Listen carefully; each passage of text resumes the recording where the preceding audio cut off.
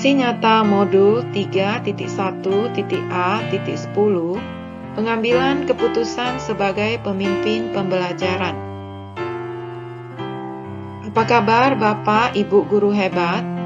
Bertemu lagi dengan saya, Lina, calon guru penggerak angkatan 4 dari SMP swasta Diponegoro, Kota Kisaran, Kabupaten Asahan.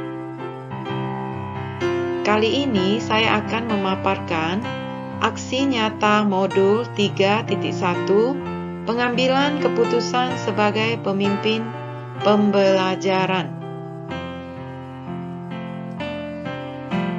Dan memperkenalkan fasilitator saya, Ibu Kustiatun Widyaningsi, pendamping praktek saya, Ibu Kurniasi. Hal yang pertama adalah facts atau peristiwa. Pada aksi nyata kali ini, ternyata saya langsung mengalami dilema, di mana pada hari Senin, saya sebagai guru mata pelajaran mempunyai jadwal mengajar masuk kelas sangat padat. Pada hari itu, saya harus masuk 4 jam pelajaran berturut-turut tanpa istirahat. Kemudian, saya harus menyiapkan bahan pengajaran untuk les tambahan anak kelas 9 yang akan menghadapi ujian sekolah yang akan diadakan pada bulan Mei depan. Mendadak, pada hari Senin tersebut, saya harus menggantikan seorang rekan guru yang berhalangan hadir karena sakit untuk menggantikan beliau pergi bersosialisasi mengenai pembelajaran merdeka yang akan diadakan di Dinas Pendidikan pada jam 10 pagi.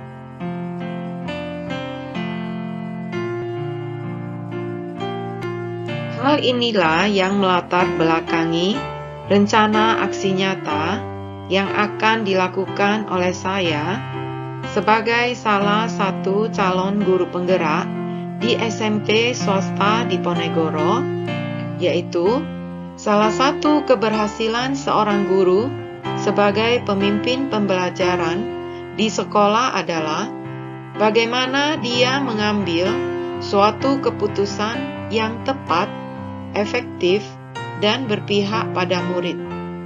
Pengambilan keputusan yang tepat seyogianya seorang guru sebagai pemimpin pembelajaran menggunakan 4 paradigma dilema, etika, 3 prinsip resolusi, dan 9 langkah pengambilan dan pengujian keputusan.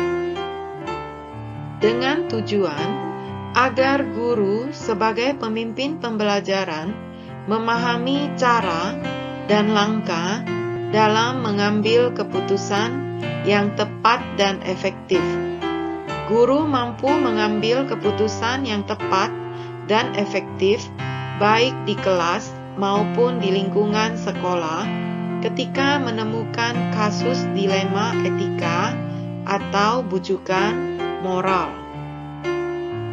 Tolak ukur, guru sebagai pemimpin pembelajaran mengambil keputusan yang tepat dan efektif dari kasus yang muncul. Guru mampu merefleksikan keputusan yang sudah diambil dan mengevaluasinya. Selain itu, guru bisa membedakan dilema etika dan bujukan moral. Dukungan yang dibutuhkan yaitu dukungan dari kepala sekolah, rekan sejawat, materi 4 paradigma dilema etika, 3 prinsip pengambilan keputusan, dan 9 pengujian pengambilan keputusan. Penerapan 9 langkah pengambilan keputusan. Langkah pertama, apa nilai-nilai yang saling bertentangan dalam studi kasus tersebut, jangka pendek lawan jangka panjang, short terms versus long terms. Langkah kedua, siapa yang terlibat dalam situasi ini? Yang terlibat dalam kasus tersebut adalah wakil kepala sekolah, guru, murid, dan rekan guru. Langkah ketiga, apa fakta-fakta yang relevan dengan situasi tersebut?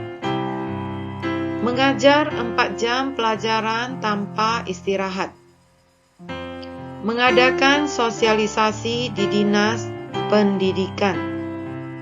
Menyiapkan bahan pengajaran untuk les tambahan anak kelas 9. Langkah keempat, apakah ada aspek pelanggaran hukum dalam situasi tersebut atau uji legal? Tidak ada pelanggaran hukum dalam situasi tersebut. Apakah ada pelanggaran peraturan atau kode etik profesi dalam kasus tersebut atau uji regulasi? Keputusan yang saya buat tidak melanggar regulasi apapun. Berdasarkan perasaan dan intuisi Anda, apakah ada yang salah dalam situasi ini atau uji intuisi? Keputusan yang saya ambil sejalan dengan nilai yang diyakini. Apa yang Anda rasakan bila keputusan Anda dipublikasikan di halaman depan koran? Apakah Anda merasa nyaman? Saya akan merasa nyaman karena saya membantu menanamkan nilai-nilai kebajikan universal. Kira-kira apa keputusan yang akan diambil oleh panutan atau idola Anda dalam situasi ini? Saya yakin panutan akan mengambil keputusan yang sama. Langkah kelima, jika situasinya adalah situasi dilema etika, paradigma mana yang terjadi pada situasi tersebut? Pengujian paradigma benar lawan benar, jangka pendek lawan jangka panjang, atau short term versus long terms. Langkah keenam, dari 3 prinsip penyelesaian dilema, prinsip mana yang akan dipakai? Prinsip berpikir berbasis rasa peduli atau care-based thinking. Langkah ketujuh, apakah ada sebuah penyelesaian yang kreatif dan tidak terpikir sebelumnya untuk menyelesaikan masalah ini, atau investigasi opsi trilema? Tidak ada opsi lain yang terbaik.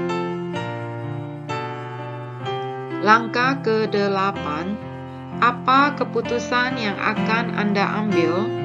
Yang pertama, saya akan tetap konsisten dan semangat menyelesaikan tugas mengajar sebanyak 4 jam pelajaran. Yang kedua, saya akan pergi ke dinas pendidikan untuk bersosialisasi, menggantikan teman rekan guru yang berhalangan datang karena sakit. Yang ketiga, saya akan tetap mengerjakan tugas bahan pengajaran untuk les tambahan anak kelas 9 setelah selesai dari tugas sosialisasi tersebut. Langkah ke-9, coba lihat lagi keputusan Anda dan refleksikan. Yang pertama, keputusan saya sudah tepat dan sangat baik, karena kita sebagai seorang guru harus saling membantu, manakala rekan kerja kita berhalangan untuk masuk mengajar. Yang kedua, tugas ini dapat dijalankan secara bersamaan dengan tidak mengabaikan salah satu di antaranya. Yang ketiga, dari kasus di atas, kita dapat pembelajaran bahwa dengan adanya kerjasama untuk saling melengkapi dan meringankan sesama. Hal yang kedua adalah feelings, perasaan. Perasaan saya setelah melakukan aksi nyata ini adalah saya merasa sangat senang, bangga, dan bahagia dapat menyelesaikan semua tugas-tugas saya. Saya sebagai calon guru penggerak Angkatan 4 dari Kabupaten Asahan merasa bangga dan termotivasi melaksanakan program dari materi aksi nyata modul 3.1. Materi aksi nyata tersebut diharapkan dapat menjadi solusi terbaik semua program di sekolah maupun komunitas pendidikan dalam menjalankan program kerja yang terkendala permasalahan baik masalah interns maupun externs dengan cara penerapan materi pengambilan keputusan sebagai pemimpin pembelajaran dari modul 3.1 ini, dan juga tetap konsisten melakukan teknik coaching untuk mendukung semua tugas tersebut. Hal yang ketiga adalah findings, pembelajaran. Pembelajaran yang didapatkan dalam materi ini bahwa pengambilan keputusan dengan mempertimbangkan 4 paradigma, 3 prinsip, dan 9 langkah pengambilan keputusan yang bertanggung jawab dan solusi yang tepat.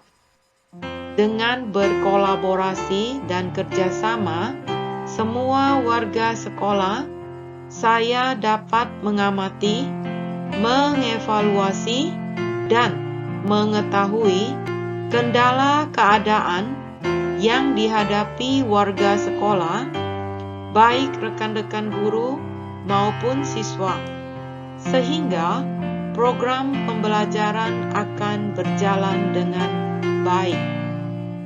Hal yang terakhir adalah future atau penerapan ke depan. Saya kutip dari Robert John Meehan, sumber berharga yang dimiliki semua guru adalah kesaling tergantungan satu dengan yang lain. Tanpa kolaborasi atau kerja bersama, maka pertumbuhan diri kita dibatasi oleh pandangan diri kita masing-masing. Sebagai seorang guru, saya harus cermat melihat keadaan komunitas sekolah beserta warga sekolah, apapun permasalahan yang terjadi, sehingga semua kendala yang dihadapi dapat diselesaikan dengan cepat, tepat, efisien, menemukan solusi terbaik, khususnya yang berpihak pada murid. Dokumentasi aksi nyata. Berkomunikasi dengan wakil kepala sekolah. Berdiskusi dengan rekan sejawat, berbeda rombel tentang pengambilan keputusan sebagai pemimpin pembelajaran. berdiskusi dengan rekan sejawat, sesama guru mata pelajaran, tentang pengambilan keputusan sebagai pemimpin pembelajaran. Melakukan coaching dengan sesama guru atau rekan sejawat.